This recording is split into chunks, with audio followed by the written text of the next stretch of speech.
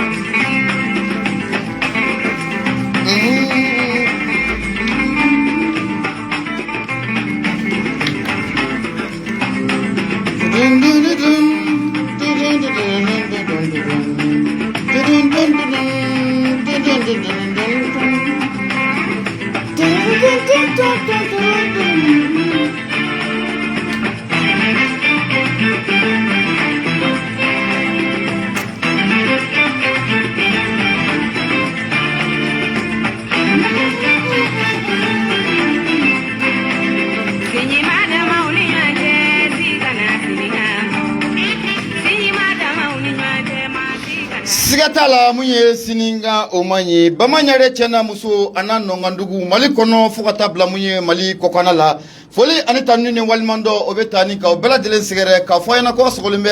akara do bandire la no de nura fm bi kononton ani nani tomi murumuru duru ombe la silken watina kabo jela korji kunyumani wurdala sokomre na samuye masa allah taala ye amale tanu ka ale sebe koro barkada na manye kafo ko masanye bira ana amba tanuni ka asebe koro barkada obolon ko famiye selula kuma baye ambo takaje simuye kira la kuntigima no de muhammadu rasulullah ye kishi ani nema chamambe ka nyashi alema obolon ko fanga jena bo sababu sanu de angolo bakoro anangolo fakoro nunu ye dugo belebele amba tani ka nyashi uluma akla ka dugo belebele ni ga nyinolu fe sangan wati bela jelena ko alaka anyeme ula anja tikila ko sa nabe jela ko la ko fo kana bla mo ko nyman ko na la mama de ben sigida fla ko na la amba fo bela jelena sumre na ko obisimla akara do mani sa fe no de nura fmi obisimla mo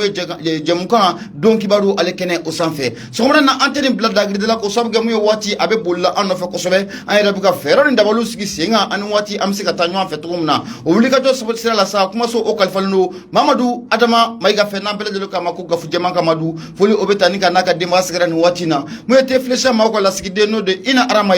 arama ame foli tanika afene ka asgare ka fo mo yusuf sisoye ka fa na fene ko asisugo no watina kuma so fene akalfaleno alebulu fo ka tabla mo fusenu kuluballa ame no bela dilen fo so bara na mo kuma so okona la naga karafe obe mo gausu keita mande masa misra ka ko gausu muro babu gausu belebele mo naga karafe obe gausu keita oba alebulu so bara na ka fa na go akkeita no bara sa mo mam kamara modde no de Brahma Traoré Facebook o sena nemba alebulu alebe Facebook la kuma bara ma flado so bara na neto ko Bokar Traoré kanuma ko mako beti ani ko de no de Abu Safna Jaray amma flade bna kuna foni ninka abana mamobi kala si o mafu asigero la malikono fuka tabla muye maliko kanala albi ka fo na kuraye ko abisimla ni wati na samunu mefina beka anaje gasu keita aleka pa TikTok sanfe ame folita ninka o bela delenka o sigere ko ani bara ko ani wulika jo ko ani fasujo mamuno fana sogole mana muye Facebook la sa ame folita ninka ofene ka asegere munu banka fréquence sanfe no de 94.5 ame bela delen foka bela delen o walimando ngasika ko nte femu na muye bala mini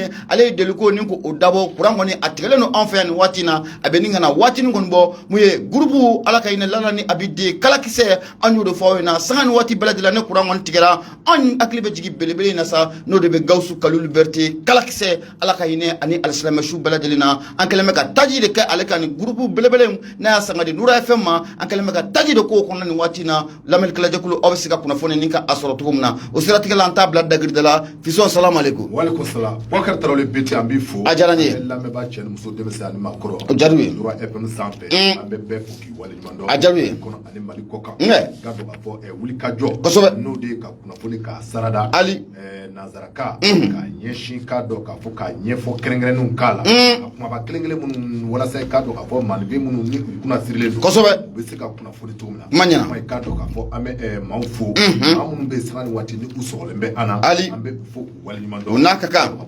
do ambe ake banaba toye amun be ni wati na nube doctor sola ambe do ke sra ani wati ala ka banaw ba akoro fakoro ani bakoro ka do bukuye ka do buke anye na la sona ka do ka fo wati kelengele jila ka do ka fo kala akna se ka kari anze ko sobe ambe do bukuye awo ka do bukaye inshallah beti na la sona ni ando ka e biso ma abi yere fo ki boli ma foli jaranye muram sobe Bashi kon tula. Obe. Mo de ndun ko bashi tula. Ayiwa obe. Ah? Ala lamne sa. Kwanso ko ni obana peu yero. Sisa mina mi fi na. Kwanso bana. Kwanso obana. Peu. Obana kabino ma bana nanda bara damne. Ah? Alors, kabi mercredi passé j'étais là. Ah, comme il kon kungo wati do la ko kwanso ko inflene to kom na ko etise ga to kwanso la ka fikim na barake o. Ikungo ko ibna ekletanta. Kwanso la. Awo. Ouais. Ekumo fo. Mpunyo fo. Abu ya ko sarea. Ay mais sharia ngo sharia de benga. Ekletan. Awo. Sangle goro. Alors, pourquoi pas? Denwo. Ngo sharia benga dorone do. Denwo. Kono te fede kwa ti wuli koy. Amina rabia. Allah ka je katama.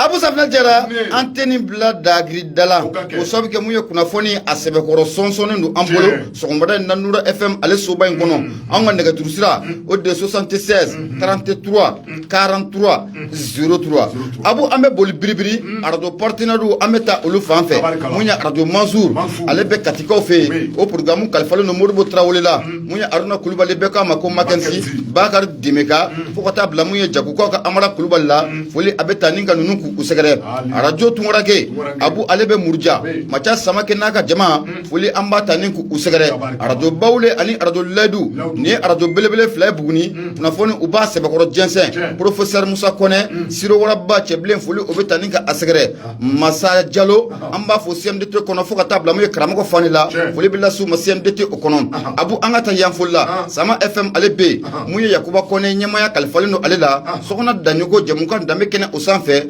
sumano jeli kuntigi oya ale wala jabakaw fe araju jitigi FM alebe kuna foni yinka asibakoro shele ankoro ke beno de morbo suguba SNTD kona la fuli obeta ninka asegere alaka yine Alhaji Mohamed Jallola aka kalandembe kolonjaba aka jafu kata bla zemiana la fuli betanu ku bala jelen segere Jallo mori bayaku Jallo ali kelen tola Abu anga boy anga tamunye araju Epifani alebe kolokani andenga be Honore Jara makan fani er kotrani nyamado lamini kona de beka mako Ivoirien Fungalo Jallo Ablaye Kulubali ajiratu konade numba on na mekolokani anga segusira angota ame nongo karike ka anjo munye fana ibe na ka foko arajo dafina alebe onyama ye Mamadou Doumbia promoteur Dauda Bagayogo Japon Folipe Staninka afena ka asegere arajo 1 FM Abu alebe Tomia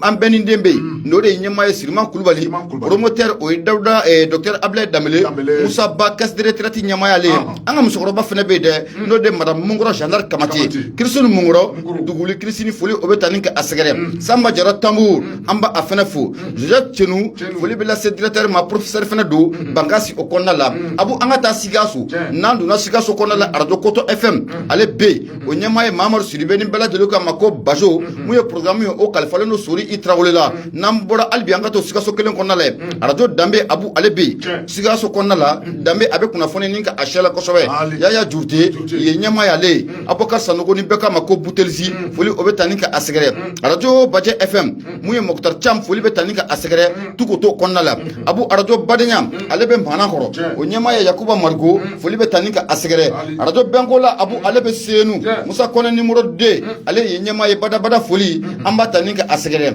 nyamboras angata munye kalana radio Sigija alebe onyama ye Omar Kulubali beka mako baru Saran Doumbia régisseur do muye technicien Musa Togola foli bela se aman radio FM Kura alebe nyorodi Mohamed Fayingina foli abetani ku bela delen ku usegere radio Benkuma alebe Sidoba ko bansoro radio Benkuma ale sanfe foli bela su uma radio Koto FM Abu alebe Kuchala ko bano soro Koto FM ale sanfe Adama Kulubali ne bela delen ko Adama Shokal Maiga foli betani ka asegere munye Omar Kulubali programme o kalfale no alela foli betani ku usegere Abu aman sigi nyogon fu munye Kajatu Sanogo fokata faramuye Dania Traoré ka ame foli tanu ku usegere madame Kone Wurikiya Kulubali Wurikiya ame foli tanu ka asegere ka fayna ko akulubali munye Kone re bada foli amba tanu ka afene ninka asegere no watina o fene mana boy munye Madu Traoré an kan baka belebele do kaba muru abugu drola Abu Safna Jara ame foli tanu ka asegere ka fayna ko Traoré Abu Nambore Musa Nyare ni bela de loka mako grâce belebele do kaba ko man ko la an ira kama ko Cheja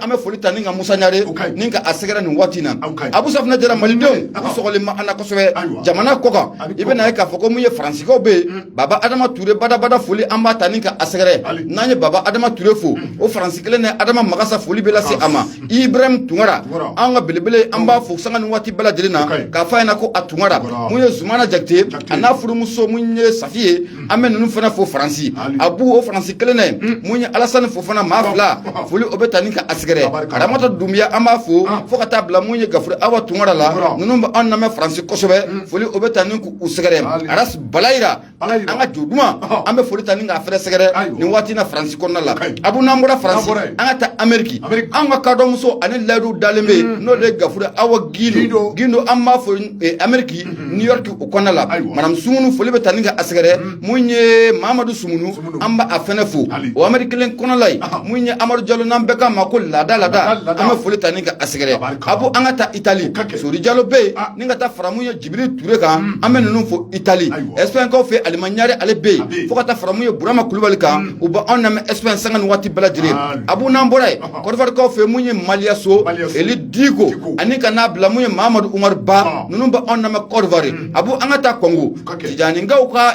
kɔngokaw ka tijani jawara damakile an bɛ foli ta ni ka asɛgɛrɛ nin waati na fo mun ye kɔngo o kɔnɔna la ye moribo tamura a fana sɔgɔlen mana kɔngo foli o bɛ ta ni ka asɛgɛrɛ abu safinɛ jara indonésikaw b'anw lamɛn kosɛbɛ mun ye an ka amadu bagayogo belebele ale bɛ an bɛ foli ta ni ka n'a ka denbaya bɛɛ lajɛlen ni k'u sɛgɛrɛ genèvekaw fɛ musa damele foli o bɛ ta ni ka a fana ka asɛgɛrɛ sanga ni waati bɛɛ lajɛlen na genève abu maaw ka ca mun y'an ka président yɛrɛ sa n'o de Bashekine Keita a ye da an bɛ foli ta ni ka asɛgɛrɛ ko a Keita mun ye banaba jelikɛ musa sisogo an b'a fana fo nin waati na cour amaridaw kɔnɔna la k'a fɔ a ɲɛna ko a sisogo mun ye an ka tanti vip ye tanti ajaratu tarawele abu a sɔgɔlɛma na kalabankɔrɔ an bɛ foli ta ni ka asɛgɛrɛ wulubilenni kɔnɔna o la ye abu belebele dɔ fana bɛ ka anw lamɛn anw ko ale de ma ko mun ye bagagu ne bɛɛ lajɛlen k'a ma ko bg bagagu bg suranu ka den don an bɛ bg an bɛ foli ta ni ka asɛgɛrɛ jakarta mɛlɛkɛ n'o de ye japon ye foli bɛ ta ni k'u bɛɛ lajɛlen ni k'u sɛgɛrɛ nin waati na abu kunnafoni ka ca a ka ca bi fo k'a fɔ ko a ka ca siga t'a la dɛ kunnafoni ka ca abu kunnafoni dɔ kumaba an bɛna n da don mun na ni ka a walawala limanaw ye sɔgɔmada in na i tulo ma da dɛ i bɛna ye k'a fɔ ko n'a ma ɲɛ k'a fɔ ko mun ye transition jamana faama ni ka fara gouvernement kan olu y'a bɔ ka bin tari ko kalo 24 transition ko o don nka i bɛna ye k'a fɔ ko mun ye parti politique ye abu safinɛ jara o kumakan ko a cayalen don dɛ o ma diya u ye o ma bɛn olu ma k'u sen ma don a la ka u sen ma don a la cogo di k'u ma wele alors mais le chef c'est le chef alors le chef c'est le chef a banna pas de commandement dans un bateau ayi o kɔni ti où est le problème ayi alors ko wa ko mun ye chronogramme fɛsɛfɛsɛlen abu safinɛ jara k'o ka foli ye oui ni an ɲɛna kuma sera an b'o fɛsɛfɛsɛ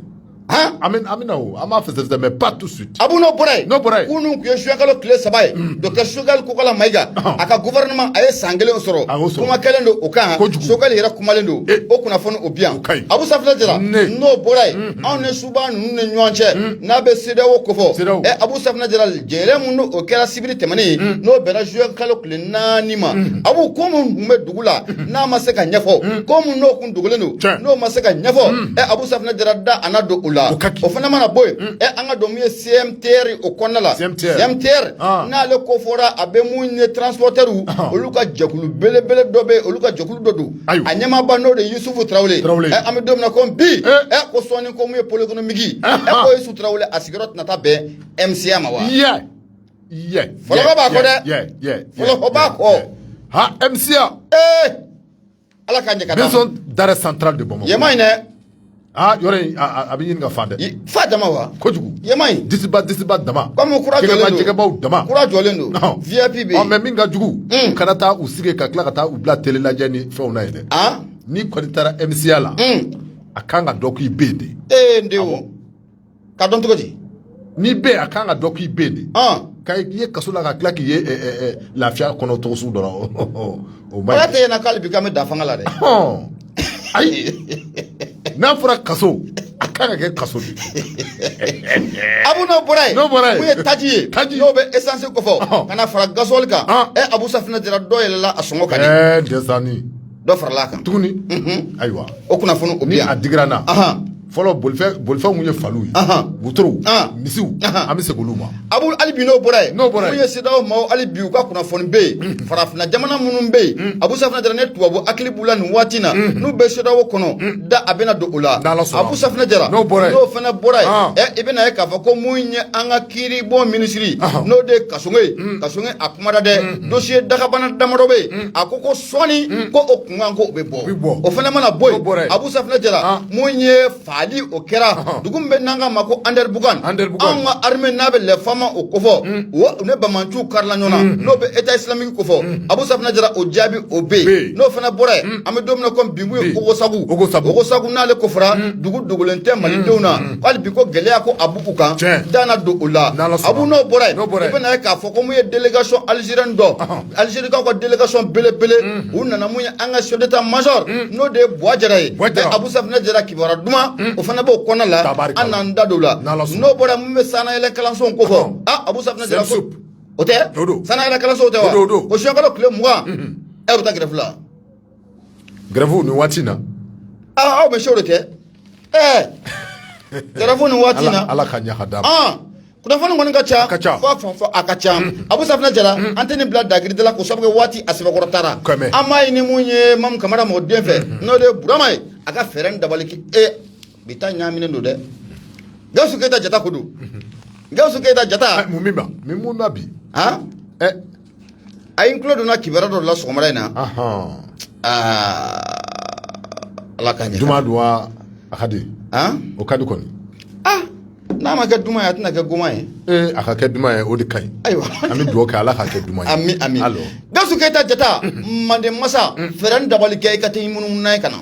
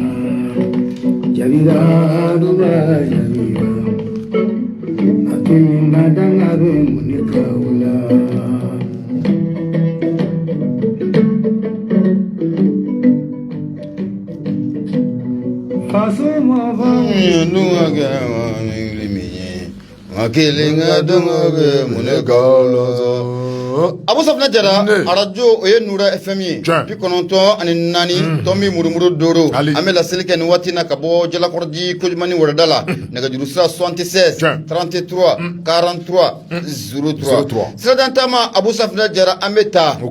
Bolokuru Jubato Kola Dai, Kana Ningaleke Abu Dentiki Oye Fly,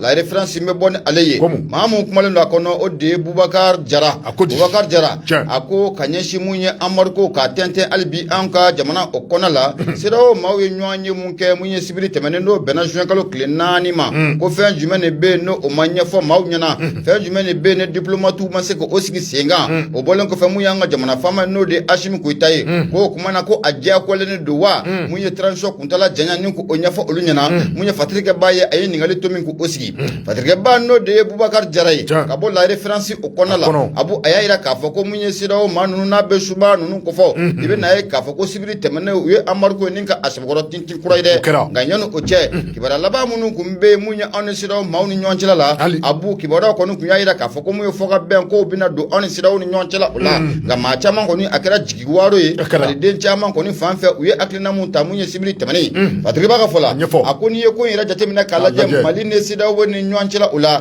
so ni sida wo ka ni nyonye ko ni oche ulika jokera jamana fantan nani bela jilefe maliko no akaja fo kata bla munye maliko kana la ayira maraba no be ashim ko tanaka chedon ko fo yo ulika jo bela jire bla singa munye on sida wo ameseka do dakele fe to ko munaka bo dakele fe ga fatriba ka fola akoni sida wo manu ngani sigi mungera sibiri temene ni ya jitemene kala je abu ibaye ka fo ku ira dalente ble anga jamana maraba ko nu ula ku dalente mamunu mi ka jamana mara nu watina abu Safna Jara ku udalento la de ko sabi ka ko munye mun temena ka koro wo akili ko obo ula fatriba ka fola ako akila jigina ibe na e ka fo wati muna munye bada fo kata fara munye moktar wanga fanga en kun tale mega kalfolu ma wati mun konnala ayira ka fo ko munye kalata ko be ke février 2022 na manya ka fo ko oluka fanga ko odafrila fanga akal fara munye ashim kota ani shokal ko kala maiga anuka gouvernement o ma yoroni be ibe na e ka fo ko munye février kalo février ko ni ko abora adogo horo Abu Safna Jara ni bela jele ne keleme sababuye ninga sedo ma ko ni ninku sebe ko toro ninku sebe ko nin toro ni wati la bayin ko ni ula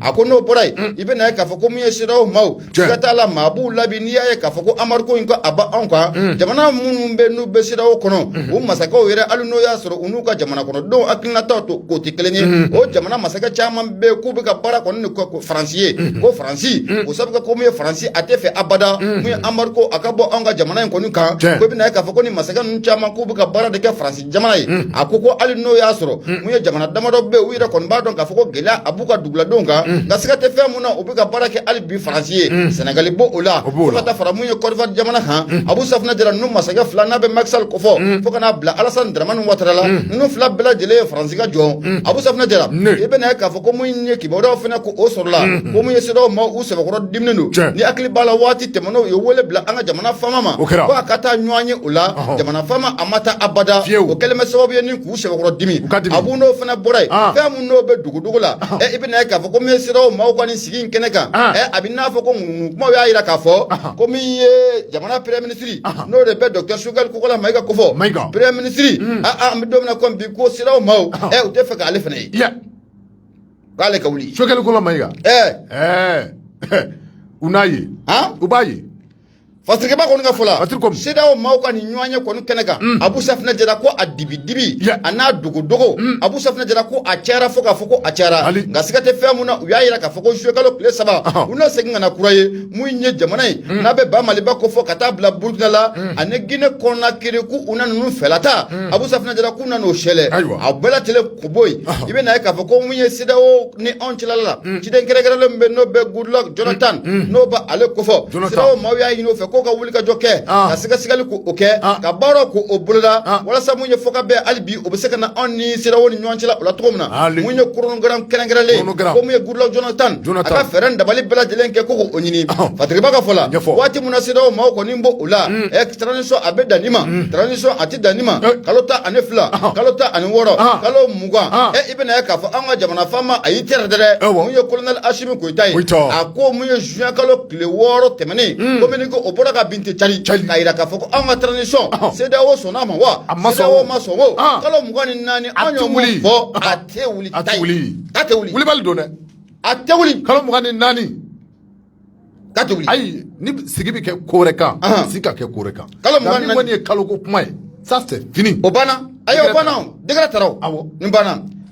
Fatike baka fola akumu ye jamana fama no be Hashim Koita kofo aflaka ni aklinata mutani Abu Safna dira Mali yere kono fuka tabla muye Mali kokona la akuma ye asebe koro chera ore okumu kono la muye Fatike bay no Boubacar Jara kabo la reference kona la ayi ni ngali tomi ningo sigi somra ina akumu ye anga jamana fama no de Hashim Koita ye ayi ni decision ta wala sa foka be mi na chere wa walma ayi ni decision ta ka ira ka foko muye Mali anga souveraineté ko oba ambolo anye jamana ye jamana munni ayira ka latigo ko oba ambolo jamana munne mate kuma an togola ko Mali o jamana de wa ko Hashim ngani decision ko abo ojira ayi ni ngali tomi ko oski fatike ba ko nga fola akomu ye jamana fama no be ko na Hashim Koita ko fo abu ibn ay ka fa ko ay boka bin chama nge koy ko sabu ga ali soni sedaw ma ko ni siginche ayi wala blamu ye for Hashim ma no be to ko masaka ko fo ba ga feran dabali bela dilenke ka kuma mu ye sedaw ma nu fe ka kuma mu ye jema fe wala sa mu ye foka ben ko bina se ka do anu nyoko tela tuna abu digi dai dene wa den gelangulu de kimne ko da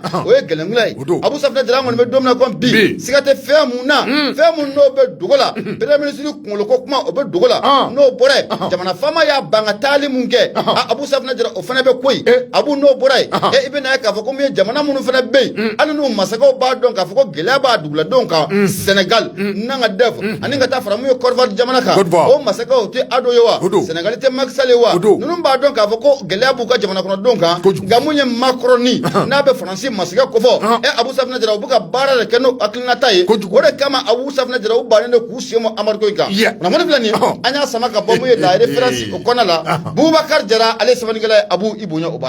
bete bu se bo akan be ko o yo kumode o yere ka fe digi da dene Sénégalais Côte d'Ivoire na temena ni gan u bi chenfo amasaka u bi chenfo o kuma an ka duwawu kɛ jamana in ye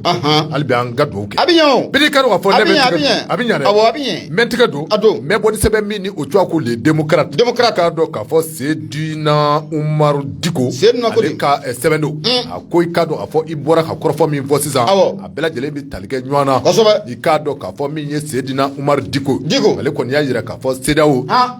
n'o ye communauté économique des états de l'Afrique de l'Ouest i k'a dɔn k'a fɔ suba tɔn farafina tile fɛ jamanu olu ka jɛrɛjɛkulu tɔn don i k'a dɔn k'a fɔ min bɛ tali kɛ u ka réunion sigi ko 6nan na n'o bɛ wele ko 6e sommet i k'a dɔn k'a fɔ ko u ye a kɛ sommet min i k'a dɔn k'a fɔ ni a kɛlen filɛ nin ye i k'a dɔn k'a fɔ ko a sinsin kun bɛ ko saba kan ko saba ti dɔwɛrɛ walima a sinsin kun bɛ jamana saba kan Mali i k'a dɔn k'a fɔ ka taa se Burkina Faso ma ani i k'a dɔn k'a fɔ Guinée Conakry bɛɛ lajɛlen ye jamana i k'a dɔn k'a fɔ coup d'état n'o ye fanga Ndaraki ye kɛra nin jamana kofɔlen ninnu na parce que i b'a fɔ i k'a dɔn k'a fɔ ko sigi in fanba bɛ tali kɛ min kan o ye anw ka Mali ye koyi k'a sababu kɛ i k'a dɔn k'a fɔ Mali i k'a dɔn k'a fɔ kabini waati dɔ la CEDEAO ni i k'a dɔn k'a fɔ anw ka jamana ɲɛmaw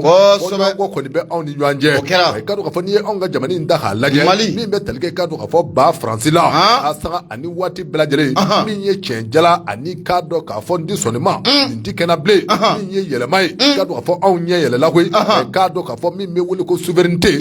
ani waati anw kɔni kɛmɛ sababu ye k'a dɔn k'a fɔ ka diɲɛ bɛɛ lajɛlen ɲɛ yɛlɛ kɛrɛnkɛrɛnnenya farafina a jamanu k'a dɔn k'a fɔ ko jamana caman de bɛ yen minnu bɛ ka u ɲɛ ta anw ka Mali fɛ k'a dɔn k'a fɔ jamana caman de bɛ yen a ka ja u bɛ délégation bila ka na Mali kɔnɔ min bɛ tali kɛ anw ka autorité caman jɔrɔ faga mɔgɔw la ka foli ni tanu ta ka u sɛgɛrɛ k'a sababu kɛ k'a dɔn k'a fɔ u bɛ ka ba minnu kɛ faransilakaw bolo souveraineté min k'a dɔn k'a fɔ ni anw ka Mali ni anw y'o ta k'a dɔn k'a fɔ ko o bɛ ka yirali min kɛ faransilakaw la k'a dɔn k'a fɔ ko o kɛmɛ sababu ye ka faransilakaw k'u sɛbɛ tɔɔrɔ kuma i k'a dɔn k'a fɔ jɛrɛjɛkulu min filɛ nin ye a bɛ wele ko CEDEAO bɛɛ lajɛlen bɛ a kalama k'a fɔ ko n'i y'a mɛn CEDEAO ko Faransi o jɔnni don dɛ Faransi den de don Macron den de don Macky Sall Alassane Dramane Ouattara Mohamed Bazoum yɔrɔ mɔɔ ye Buhari ye ale ye américain ka maa ye wa min ye parce que i b'a dɔn problème bɛ yɔrɔ min na pays anglophone ni pays francophone ninnu yɛrɛ a minnu tun bɛ nin sigi in na u yɛrɛ ma ɲala yɛrɛ u ma ɲala o mais mun ye Niger cɛkɔrɔba Mohamed Bazoum ala ka ɲɛ ka taa amina an ka taa parce que b'a fɔlɔ ni o ye Seydina Umaru Diko ko i k'a dɔn k'a fɔ sigi min ni a kɛlen filɛ nin ye i n'a fɔ i da bɔra ka se kɔrɔfɔ min ma sisan o ye k'a dɔn k'a fɔ sigi in kɔnɔna na jamana damadɔw de bɛ yen minnu k'a dɔn k'a fɔ ni olu banna canjala k'a jira k'a fɔ min bɛ tali kɛ anw ka Mali in na min bɛ wele ko sanction n'o ye ka ɲagini bere ta ka anw sɛgɛrɛ tuguni ni a bɛ wele ko sanction sɛbɛn ti dɔ wɛrɛ dɛ ɲagini bere k'a dɔn k'a fɔ hakaja k'a kɛ siɲɛ 2 ye min ni o kan ka ta ka dasi anw kun min bɛ k'a dɔn k'a fɔ ɲagini min bɛ k'a dɔn k'a fɔ ni adamadenya tɛ jɛ ni a ye ɲagini min bɛ k'a dɔn k'a fɔ ni bagama kɛlɛ don k'a ta ka anw ka jamana in sɛgɛrɛ walasa k'a dɔn k'a fɔ jamana kɔnɔdenw k'a dɔn k'a fɔ an bɛ taa sɛgɛn kɔnɔ cogo min na maa minnu bɛ k'a dɔn k'a fɔ ni olu ye farafinna denw ye k'a dɔn k'a fɔ tubabu hakili bɛ u la k'a dɔn k'a fɔ tubabu jogo bɛ u la k'a dɔn k'a fɔ olu de kɛ bɛ sababu ye anw ka jamana k'a dɔn k'a fɔ ka fɛɛrɛ ni dabali bɛɛ lajɛlen tigɛ walasa k'a dɔn k'a fɔ sanction hali bi a bɛ se ka maintenir anw ka cogo min na parce que ka fɔlɔ ni o ye Seydina Umaru ye Seydina Umaru a y'a jira k'a fɔ ko n'i ye sigi in ta k'a lajɛ jamana damadɔw de bɛ yen minnu ni olu banna canjala ye Niger o ye a dɔ ye Niger k'a dɔn k'a fɔ ko n'i ye Niger ta k'a lajɛ i b'a ye k'a fɔ ale jamanikuntigi ni o ye Mahamadu Bazoum ye nin kɔni ye maa min k'a dɔn k'a fɔ hali ni a y'a sɔrɔ farafinkolo bɛ a la a ye k'a dɔn k'a fɔ ko min bɛ tali kɛ Makɔrɔ o ka hakilinaw la a bɛ ka baara kɛ ni o ye k'a dɔn k'a fɔ maa min bɛ yen sanga ni waati ni ale kɔni tuma bɛɛ a bɛ kɔrɔfɔ cɛjugu ta ka anw ka jamana ɲɛmaaw k'olu sɛgɛrɛ a ko o ye Niger masakɛ ye Niger masakɛ ko n'i y'a ta k'a lajɛ bi hakaja sigi kɔni kɔnɔna na jamana min ni k'a dɔn k'a fɔ ni olu banna tubabu jamanaw kɔnɔna na minnu ni olu bɛ wele ko pays francophone ko o ye Niger dɔrɔn dɛ parce que ka fɔla i k'a dɔn k'a fɔ ni o bɔra Nigeria k'a dɔn k'a fɔ ko olu ɲɛma o ma sɔn ka taa se ka min bɛ tali kɛ Gambie président la ani Ghana k'a dɔn k'a fɔ ko ninnu bɛɛ lajɛlen ye pays ye minnu ni olu bɛ wele ko anglophone k'a dɔn k'a fɔ ni jamanaw caman de bɛ yen min bɛ wele ko frontière o tɛ anw ni ninnu cɛ k'a dɔn k'a fɔ frontière bɛ Mali ani Niger cɛ kuma ye k'a dɔn k'a fɔ n'a ma ɲɛ k'a fɔ jamana minnu bɛ yen olu ti gwɛlɛ a dɔn kuma k'a dɔn k'a fɔ gwɛlɛ min ni a bɛ Mali kan gwɛlɛ min ni a bɛ olu fana kan k'a dɔn k'a fɔ frontière tɛ ani u cɛ kuma k'a dɔn k'a fɔ ko ani u cɛ gwɛlɛ dɔɔni don nka min bɛ yen k'a dɔn k'a fɔ ni o ni an bɛ dan bɔ n'o ye Niger ye i k'a dɔn k'a fɔ ni gwɛlɛ bɛ anw kan Nigériens ko u b'a san u b'a dɔn ni gwɛlɛ bɛ Niger i k'a dɔn k'a fɔ ko Mali ko an bɛ a san siga t'a la k'a sababu kɛ frontière ko don an ka taa o tɛ o don parce que b'a fɔ la n'o ye Seydina Umaru ye Seydina Umaru a kɔni y'a jira k'a fɔ ko sigi min ni a kɛlen filɛ nin ye hali bi k'a dɔn k'a fɔ miiriya min bɛ nin tubabu la ka ninnu na maa minnu bɛ yen k'a dɔn k'a fɔ ni u bɛ ka Makɔrɔ a ka baara kɛ a ye k'a dɔn k'a fɔ ko don nataw la u b'a fɛ hali bi ka sanction k'a bere k'a giriya kɛrɛnkɛrɛnnen k'a dɔn k'a fɔ ko fiɲɛbɔ da bɛ se ka tigɛ anw ka jamana in na cogo min na parce que b'a fɔ la k'a dɔn k'a fɔ min bɛ tali kɛ hali bi Côte d'Ivoire jamana ani k'a dɔn k'a fɔ Macky Sall ale ka jamana o ye Sénégal ye a ye k'a dɔn k'a fɔ ko ninnu kɔni a ye k'a dɔn k'a fɔ ko ni se kun bɛ u ye don min na sigi in kɛra k'u ka bɛɛ lajɛlen ka miiriya kun ye k'a dɔn k'a fɔ bɛn ka se ka kɛ fɔli la nka k'a dɔn k'a fɔ ninnu ye maaw ye a ko min bɛ u kɔnɔ a tɛ se ka jira kɛnɛ kan dɛ o tɛ ko n'i ye u kɔnɔna lajɛ hakilina min kɔni tun bɛ u kun ni u k'a cɛ u ti dɔwɛrɛ dɛ u ye fɛɛrɛ ni dabali bɛɛ lajɛlen kun ka se ka tigɛ i k'a dɔn k'a fɔ sanction in bɛ se ka wuli cogo min na k'a sababu kɛ jamana minnu ni o kɔfɛlen filɛ nin ye n'o ye k'a dɔn k'a fɔ Côte d'Ivoire ye ani Sénégal ninnu ni anw ka Mali an bɛ danbɔ wa min bɛ tali kɛ k'a dɔn k'a fɔ échange économique la u ti dɔwɛrɛ dɛ sɔrɔ ko o musakaw donc ka bɔ yen k'a dɔn k'a fɔ o ka teli anw ni ninnu cɛ kuma ni gwɛlɛ sera anw ka Mali ma a ko i k'a dɔn k'a fɔ ko gwɛlɛ a bɛ olu frappé ka tɛmɛ anw ka jamana kan dɛ kuma i k'a dɔn k'a fɔ ko sigi in don ninnu ka hakilina kun ye fɛɛrɛ ni dabali bɛɛ lajɛlen kun ka se ka tigɛ a ye k'a dɔn k'a fɔ min bɛ tali kɛ i k'a dɔn k'a fɔ fɔka bɛɛ la o ka se ka sabati anw ni ɲɔgɔn cɛ nka Fasiriba ka fɔ la n'o ye Seydina Umaru ye ale kɔni y'a jira k'a fɔ ko don nataw la i n'a fɔ i da sera a ma cogo min na n'o ye juillet kalo tile 3 ye a ye k'a dɔn k'a fɔ ko sigi wɛrɛ na kɛ min na kɛ fɛɛrɛ ni dabali na se ka tigɛ walasa i k'a dɔn k'a fɔ fɔka bɛɛ a na se ka sabati ani ɲɔgɔn cɛ cogo min na Fasiri filɛ nin ye an ye min bɔ les démocrates kɔnɔ Seydina Umaru Diko ale ka sɛbɛn don Seydina Umaru Diko foli o bɛ taa ni ka a sɛgɛrɛ abu ne ye démocrate ne y'ale bila indépendant b'a sama ka gɛrɛnna Musa Sayon Kamara a kumada dɛ hali bi kɔrɔfɔ mun bɛ n'an ka jamana ɲɛmaaw ye décision mun ka a ta décret mun n'a taara mun ye tɛnɛndon juillet kalo tile 6 Abu Safunɛ dira ka transition kuntala k'a janya kɛ kalo 24 ye i bɛna ye k'a fɔ ko mun ye an ka classe politique n'a bɛ politique maaw ko fɔ Abu Safunɛ dira u y'a laɲini k'a fɔ ko mun ye chronogramme détaillé n'o bɛ waati kofɔ waati ka fɔ mun ye baara ninnu bɛna kɛ waati mun na ko o ka ɲɛfɔ olu ɲɛna o bɛɛ n'a tɛmɛnen kɔfɛ ka bɔ yen u y'a jira k'a fɔ ko nin hakilina mun n'an ka jamana marabaaw y'a ta Abu Safunɛ dira ko olu sema y'a a la koyi wa olu ma wele a la ko u da ko o ma don a la awɔ anw ka mɔgɔw wa awɔ politique maaw kɛ an tɛ politique ko kɛnɛ kan bilen koyi u k'o to yen n'an m'an ka décision fɛn o fɛn da k'an k'olu kun kan ka wele ayi non an ka décision tali ni olu weleli u ka t'u ka kow la k'olu da ka don a la de ayi k'u da ka don a la Deme. Ko sa ba de kunbe kini. Abe kini de kunbe sa de kunda. Nunu mena wakashili yɛrɛ kɛ aram. Wallahi. Alors. 24 mois an yo o damle o kuma fɔra dɔrɔn ko chronogramme ka bila sen kan. Awɔ. Chronogramme ka bila sen kan. Abu Safina Jara mun ye Musa Sayon Kamara ale de kumala a ko mun ye tile 2 tɛmɛnen kɔfɛ CEDEAO maaw ni UEMOA ka ɲɔgɔn ye kɔfɛ i bɛna ye k'a fɔ ko mun ye tɛnɛn don n'o bɛnna juin kalo tile 6 ma an ka jamana faama a ye degré kɔni ni k'a ta ka bi cari ka yira k'a fɔ ko mun ye transition kuntala ko a janya ko a bɛ kɛ kalo 24 ye Abu Safina Jara i bɛna ye k'a fɔ ko nin degré mun na a taara mun ye tɛnɛn don su a kuma ko a bɛ ka sɛbɛkɔrɔ caya dɛ a ko ni den ko in jateminɛ k'a lajɛ maa mun taara ka taa mun ye communiqué ni ka to o kalamu ɲɛ an ka jabarani so la o tɛ maa dɔwɛrɛ ye o ye Ablaye Mayiga Ablaye Mayiga ale ye gouvernement ka kuma lasira ye kɔrɔfɔ kɔnɔna la a y'a yira k'a fɔ ko maa kana bili kunna k'a fɔ ko nin ye transition kura o daminɛlen dɛ maaw k'a dɔn k'a fɔ ko min ye hali bi transition kɔrɔlen Abu Safina Jara k'an bɛ ka taa n'o de ye mun ye hali bi Ablaye Mayiga a kumana mun ye an ka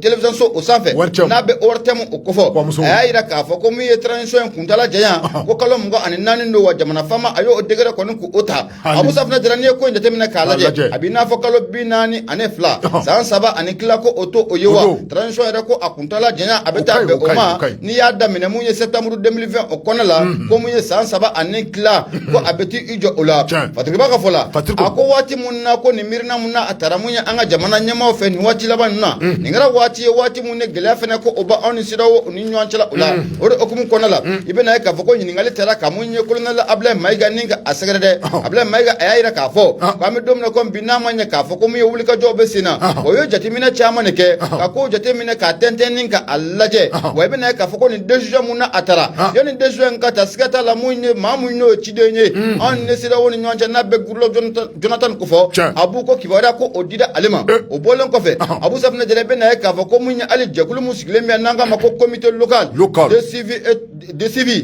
ni mun ye jamana ɲɛmaa minnu n'olu bɛ CEDEAO kɔnɔ olu bɛɛ lajɛlen ka maa bɔ o comité in kɔnɔ la wa k'u fana ladɔnni da nin kibaruya in kɔni o la Abu Safina Jara mun ye Ablaye Mayiga a y'a yira k'a fɔ ko nin tɛna kɛ gɛlɛya ye koyi maa kɔni a bila u kunna k'a fɔ ko nin bɛna kɛ gɛlɛya anw ni CEDEAO ni ɲɔgɔn cɛla la wa mun ye Amadu ko k'an bɛ don min na ko bi siga tɛ fɛn mun na an ka laɲini kɔni a ka wuli ka bɔ an ka jamana kan wa diyagoya yɛrɛ don ko a bɛ wuli ka bɔ an ka jamana o kan Fatigiba ka fɔ la a ko waati mun na mun ye nin kɔrɔfɛn kɔni na a sɛlɛla Abu Safina Jara politique maaw o ma suna dɛ politique maaw kɔni u bɔra o kuma la u y'a yira k'a fɔ ko mun ye nin hakilina mun ni an ka jamana marabaaw filɛ k'a ta nin olu fɛla ko tɛ o politique maaw la i bɛna ye k'a fɔ ko mun ye Hussein Amion Gindo ale ye mun ye parti Kodemu o ye ale o ɲɛmaa ye Kodemu ale kɔni y'a yira k'a fɔ k'u ka fɛɛrɛ dabali bɛɛ lajɛlen kɛ an ni CEDEAO maaw kɔni ko fo ka bɛn ko kana ani ɲɔgɔn cɛla la walasa mun ye Amadu ko bɛ se ka wuli cogo min na mun ye Hussein Amion Gindo ale ka kɔrɔfɔ o kɛra o ye Fatigiba ka fɔ la hali bi n'o ye Musa Sayon Kamara a ko o tɛmɛnen kɔfɛ ka bɔ yen i bɛna ye k'a fɔ ko mun ye an ka colonel n'o de Ablaye Mayiga ye a ye ko in k'a sɛbɛkɔrɔ tɛntɛn mun ye an ka télévision so sanfɛ ko ye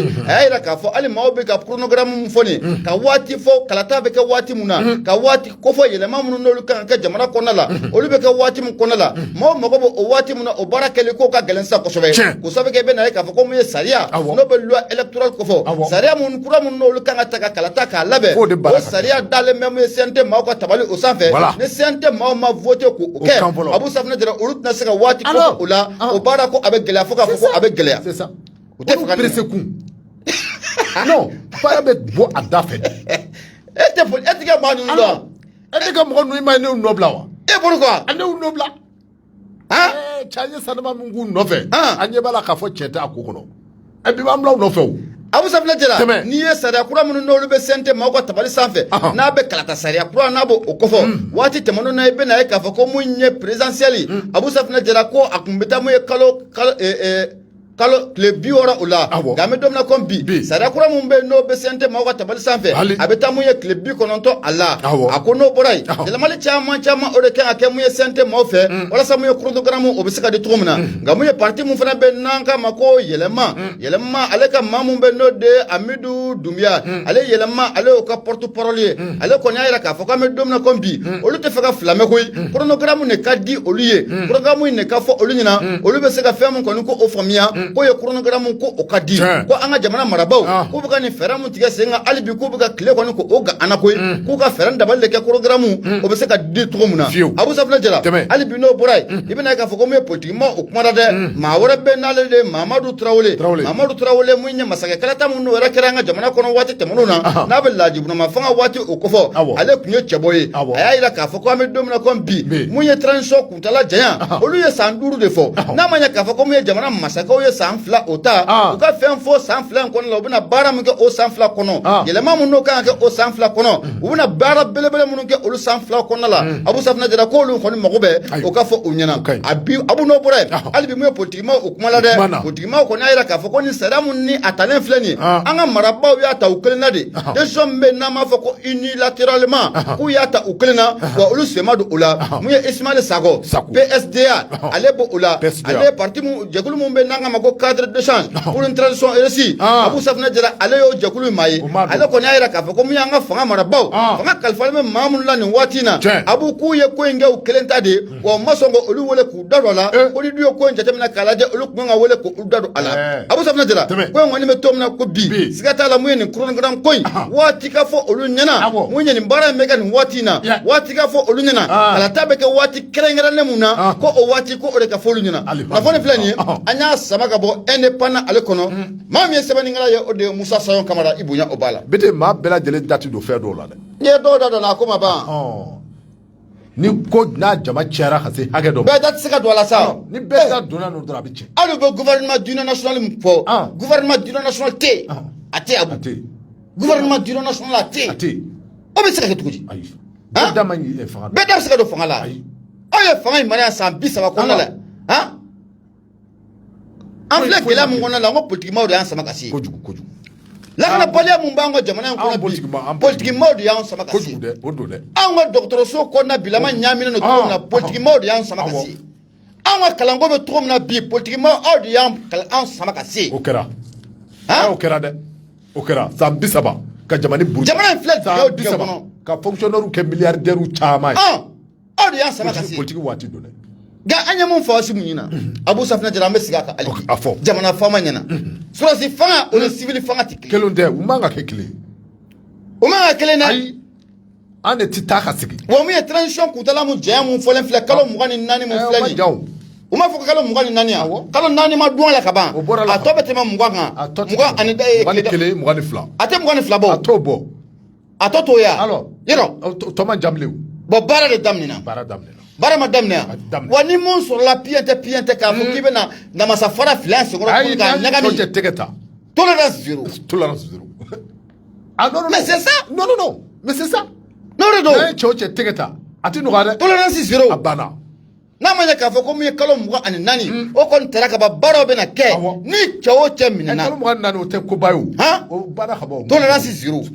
baara ka ca e hali n tulo b'a la ko dɔw bɛ fɛ ka bɔ ko min ye juma nata ye ka bɔ ka mun kɛ ka ko ka tagama ko la vie est chère cɛw ka la vie est chère là mais c'est ce qu'on a opté pour ça la vie jumɛn ye chère de la Abu jamana tɛ se ka changement tɛ se ka kɛ ka Abu tɔɔrɔ an ma sɛgɛn dɔɔni mun ye alors Aïssa n ko bɛna mun f'i ye la vie est chère c'est partout o Mali dɔrɔn yan alors n ko ye diɲɛ bɛɛ de ye a banna la vie est chère là yɔrɔ jumɛn de bɛ yen ko la vie n'est pas chère là Mali yɛrɛ filɛ nin ye partout maintenant Mali yɛrɛ filɛ nin ye an filɛ ka kalo 5 min kɛ embargo la jamana dɔw bɛ yen n'i kun y'u ɲininka u b'a fɔ k'an tɛ se k'a kɛ bien sûr hali n'i y'a ye baloko gɛlɛya bɛ an ka jamana in kɔnɔna la ɲinɛ Abu o ma sɔrɔ dɔwɛrɛ fɛ samiya san o samiya bɛɛ b'a kalama k'a fɔ k'a ma ɲɛ o de don o bɔlen kɔfɛ samiya kɛlen kɔfɛ maa minnu bɛ ɲɔgɔn mara la ni an ka malo fanba bɛ bɔ yen mun ye jarisiw ta o yɔrɔ jeni mun kɛ maaw kun o de ye an ka gɛlɛya sababu kɔnɔ tɛ n'o tɛ walahi an tɛ don gɛlɛya kɔnɔ ta c'est clair Amadu ko bɛ ka mun da Sénégal kan a bɛ k'o da kan Amadu ko bɛ ka mun da Côte d'Ivoire kan a bɛ k'o da kan olu tɛ ɲini hali bu tɛ k'a sɔrɔ ka mais u yɛrɛ ka nafa sɔrɔ sira kama politique sira fɛ u dɛsɛnna u bɛ n'u ka kɛlɛkɛ bere kɛ fɛn min sa ko la vie est chère ko a bɛ bɔ ko a bɛ tagama sirakalo tile 10 bɛɛ politiciens ka maa labɛn n'o ye n'u bɔra mɔgɔ tɛ tɛmɛ 18 kan walayi n'u bɔra t'o bɔ 18 maa 18 t'o bɔ a tɛ tɛmɛ o kan t'o bɔ Bidi kero ka fo ne ben tega do mais bodi sebe min o ko le soir de Bamako Umaru Angoiba ale ka sebe no i ka do ka fo dogono ke fama kumana ni metal ke ka do ka fo Ugo Sabu ala jele me Ugo Sabu kuna fo ni akalama wati ja temeno Ugo Sabu ye dugu ka do ka fo ani bankasi kilo woro wati temeno na ni metal ke bamanji wale la ay ka do ka fo asebe tara ka dugu ka segre ni metal ke ka do ka fo fali jugu la ka do ka fo i dasira mi mani o ye ka do ka fo ka tasuma do anga balo la tasuma do hakaja bahawna ni baga dumunu ni wala cejugu chama de kumbe akera Ugo Sabu do temeno na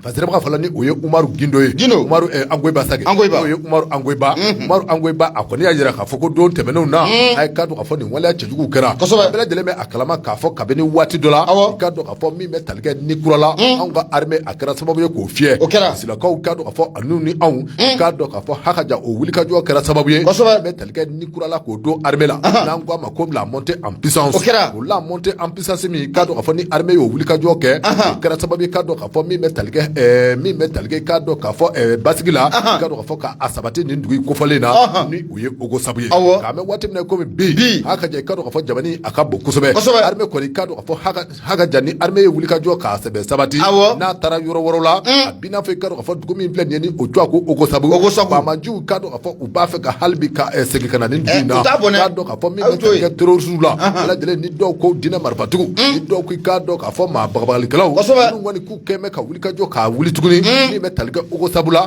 Ugo Sabu ka do ka fo kilo woro ka do ka fo ani douan bangasi che ka do ka fo wuli ka jo u keme ka sebe boloda ka do ka fo ni ndugu ko folena mi metalike ka do ka fo kuna fo dilaw ya jira ka fo mi metalike Ugo Sabu la ka do ka fo bamanji munumbe ni olu be ka do ka fo Jesimi Togola no ye ka do ka fo groupe de soutien à l'islam et aux musulmans ka do ka fo ko nunu ngoni keme ka wuli ka jo ka sebe boloda ndugu ko folena mi metalike torosi baraw chejugu la u be ko uke c'est pas grave là ni Ugo Sabu ka do ka fo sanga ani wati bela jele na bamanju ko utame udaga ayoro la we ka do ka fo mi metalike u ka bagauna bagaun ka chaman zalo ka tani uye baga dumuni ka do ka fo kalbi ka tasuma ka ado ola we ka do ka fo makoro munu be ka do ka fo donna tawla don temeno na ni olu kera sababu ku banga tekano black sebena sebe mi be ka do ka fo ni bamanju kunya nyini wati temeno na u tekano black sebena ka do ka fo ona ke sababu ka je ka bara chamange wala sai ka do ka fo mi metalike olu ka tabolo tabolo chejugu mbe ka do ka fo ni bamanju kuma fe ka adaga taka ka do ka fo ka Ugo Sabu ka usegere mamunu be ka do ka fo ni olu kera sababu ka ba ka do ka fo o bare ma ka do ka fo ko ube ka sege kelengele ka do ka fo kana o mau kama go parce ba ka fla Umaru Angoiba ko ka do ka fo arbe ka ga wuli ka jo ka sebe boloda sababu ka do ka fo dugumi ni akofoto flenye femi metalge bamanji wala chejugu la ka do ka fo ko bamanju ube ka sege kana Ugo Sabu ka kana udamene tuguni sababu ka ni uka tabolo chejugu ye mai ka do ka fo ko anyini me arme fe arme halibi ka do ka fo chendo jamani aka bongo sobe ka arme aka wuli ka jo ka sebe boloda ka jani yoro kofota min flenye ka do ka fo bamanju ka do ka fo wati temeno na uye toro ni mantoro min taka jamani kono do zegere kerengere nyana ni ndugu kofota ni uye Ugo Sabu ye uka fere ni dabali bela jele tige ka do ka fo ko uka jore magwe telala sababu ka do ka fo ni akuma kolo taka laje sanga ani wati dina marfatugu ube yili yalala dina marfatugu ka do ka fo ube ka baga mine ube talge ka do ka fo baga dumunu la ube ka tasuma do nunu bela jele na o bara chejugu ko ube ka sege akautugu ni ma ko arme ka wuli ka jo ka we pasir flanye ani mi mo soir de bom ko kono Umaru Angoiba alika sebedu Umaru Angoiba foli obetani ka asegere ye kele tigere be sina ko jongudi nyama de ka mon ami fo mon ami son ami c'est qui ete ko akan ayo ka maiga akan ka maiga est-ce que mo mon ami fo ka maiga ga su depuis anana mo mon ami fo ya aga sabal sa quoi maiga comme maiga le caporal ya ga caporal yo caporal muna maiga bisega Abou je suis général je suis deux galons ete sabali comment caporal obna comme galon caporal comme galon caporal ama kana to caporal ko ga galon te général bon ay ne nyango comme galon do maiga bon un galon te caporal un galon c'est deux galons caporal général comment donc allez j'ai deux femmes caporal jala mi to abulu abana ay non allez koni allez beta retraite la caporal jala allez retraite la ninde nala ya ci ni ma ni ala nyema ci Mamadou Arma Maiga ko ka dangele ni ala ya ci foka atakro ati no gare ay non fu jema b'a fo ni waati la ko y'a fɔ Marseille dabileni Abu i bolo don Toi, nouvelle origine. Attends. Ne ben bolo do me boni Ali. Abu Safna Jara Mamun kumale no akono de Mahamane Touré. Mahamane Touré. Ako diki dan oye dene wa Abu Safna Jara munye genengala ye o dan ye kimere kuriye. Ibe na ka foko me taji ko ayela kuraide. No be essence nin kana fara gasoil kan. Abu Safna Jara do nin koni ko o farala kan kunu. Bi so madaina Abu Safna Jara Mahamade koni o essence bu ya gasoil ko ta. Sigata la ko do koni ko farla asongo ko kan ni ya jitemna kala jamu essence ale kumbe keme ani biduru ni fla ani tamadamado anga jamana okona la olitri kumbo ula anabo keme ani biduru ni fla no tamadamado la anana munye keme ani biworo ani fla ani tamakele obolon ko famuye gazwali abu ale kumbe keme ani biduru ni fla la gabe domna kombi ko ale nani yera soro munye keme ani biworo ani dorome kele ana kunganfe abu sabna jera munye fatrike baye Mahamane Touré ako munye taji koni do farala asongo kane ako ni yati temne kala je kabe do ni mungama irishine ikran jamana oliye masara nga shoka aketala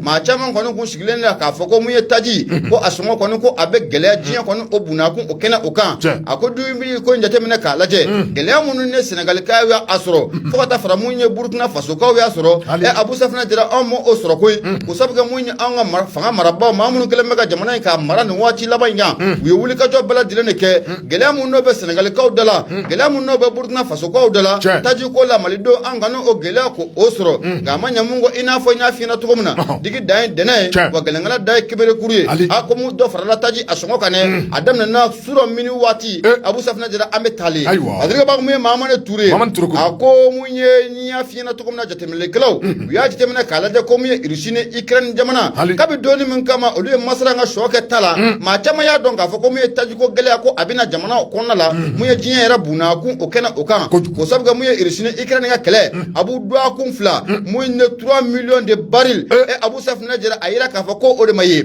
o bolon ko fe anna do mo de me okona la ibe na ka foko ni kuntura an krefe dugula no be Senegal ko fo Abu Safna jira ko mu ne do re ko mu ga ayira ka foko mu ne taji ko alitri ko kemen nani o Senegal konna o wati kele na o yasro abanga mali konna la keme ane beduru ne fla Abu Safna jara ako munye mois de juin o damine ibe na ka foko agelera ko soba kuray boy jamana mun olu an krefe duguye Abu Safna jara ko ageleru bulo foka foko ageleru bulo ngama nyamungo ibe na ka foko ageleru do ni fana an yira fla ka asoro ko usabga anga jamana maraba ni yaye uye wuli ka jo chama ke sama jamana mun be ndole Senegal jamana ni ngata fara munye korba jamana ka olu be ka taji san songa muna an gona sega sauna tugoshila gabe na ka foko jamana fama uye wuli ka jo chama ni ke ka boga bin chama ni ke wala samu ya malido o mesega lafiya to komna taji ko ula gama nyamungo Abu Safna jara ko akero ojire fatri baga fola akoni ye ko njate mena kalaje taji ja ku yaro do abe gelemu ye jinya buna ku okena uka ikran ale irisi jamana ulu flaga masra nga sho munge tala akera sobiye munye essence bode Abu Safna jara ko do kumeta mu South Afrique ab meta mu Senegal fa fa ka tema mu Cameroon fe aninga na fo Ghana ya jamana kono ani Nigeria kibena ka fa ko ulu bala dilen datubule no ami domna kombi nunu bala dilen dalu mu mbayra ka fa ko mu taji agalan do jinya buna ku okena okam fatinga baka fola ako mu anga jamana marabaw ulu feran dabali bala dilen ke ma munum be taji ko ninga atata jamana wala ninga na mali kona la ka mu ye deme chama ne ta ku usegre jamana era jira na folo do ko ningo bla ko bolo ka wala sa mu taji ko obeseka no ya mali do yo tukumna da nya fiena amanya mungo akera oyire kibena ka fa ko mu l'office national des produits pétroliers nanga mako onapu onyama ba oye modibo guro jal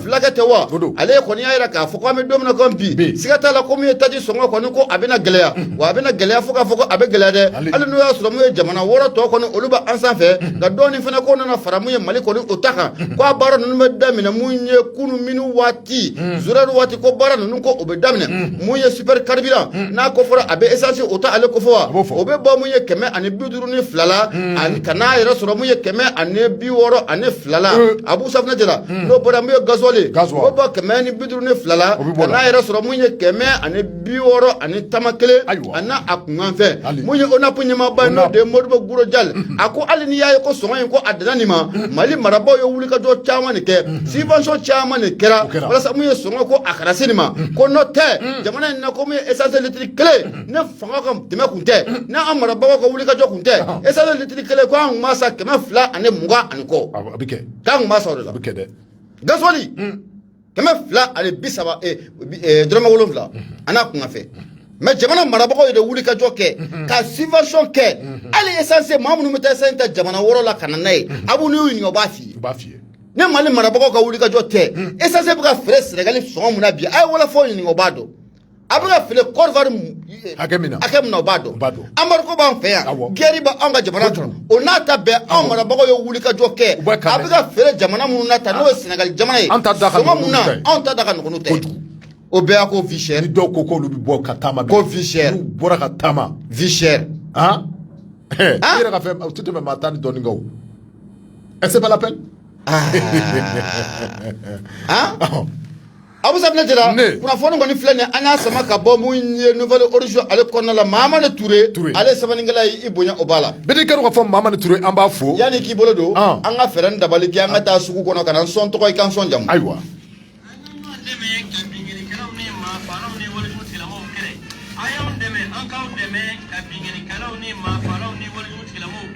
na ye kuna foni soro bingeni kalaw ni ma faro kan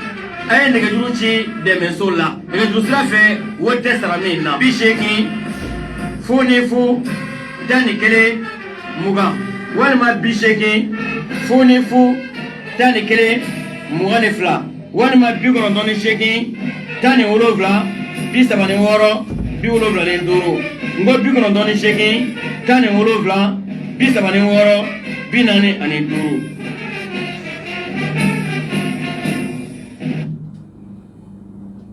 an ka ɲɔgɔn dɛmɛ ka bingenikɛlaw ni maafaalaw ni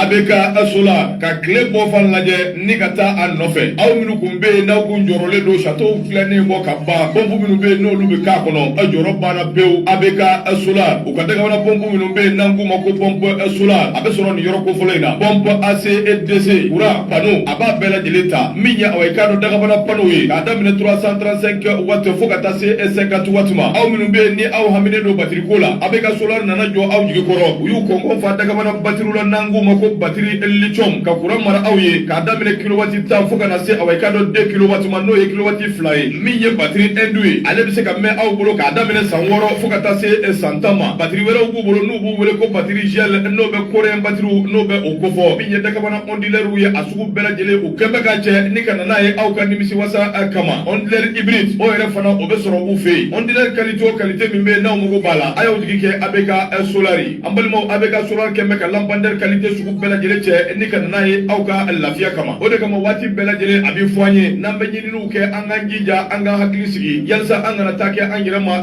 jugu ye ABK solar o filɛ nin ye Sotiba l'écolesoba min filɛ nin ye n'u k'a ma ko lycée Mamadu Mokhtar Ba o carré ba in kɔnɔna na aw ye k'a dɔn ABK solar aw bɛ a cogoden ye ni wulili ka gɛlɛn aw maa minnu ma aw ka nɛgɛjuru ci ba kalu bɛ ale ka numéro o ye 71 08 81 84 a ɲɛmaaba yɛrɛ o de ye Ablaye Keita ye a ka nɛgɛjuru sira o ye 79 11 73 16 ABK solar e kɛra tile ye anw bolo kunbɛcogo tɛ tile min na.